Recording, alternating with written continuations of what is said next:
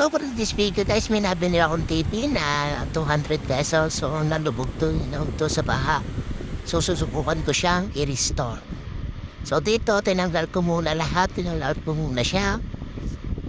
Kaya fast forward lang. Ang dami niya putik sa loob. Tapos nanis ko yung screen niya, backlight. Tapos dito, inuhugasan ko siya. Yan.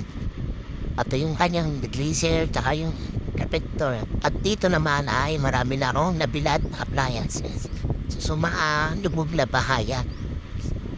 Yung mga reflector niya, yan, mga sampay na, backlight niya. At dito, sinusubukan ko siyang gawin. Yan. Tapos yung ginawa ko, diyan nagkaroon siya ng problema sa display niya. Nag-cut lang ako ng mga signal line sa bandang kaliwa para tumada siya. So dito naman ay yung kanyang reflector ng backlight ay aking tinitigit ulit. Binabalik ko sa dati para yung liwanag ay maganda. So napakahirap ng ganitong pag-aayos. At saka dito naman binabrush ko yung board ng panel dito. Nilalagyan ko ng alcohol. At dito, yan, tetestingin na natin siya. Ayun, maganda na yung display niya.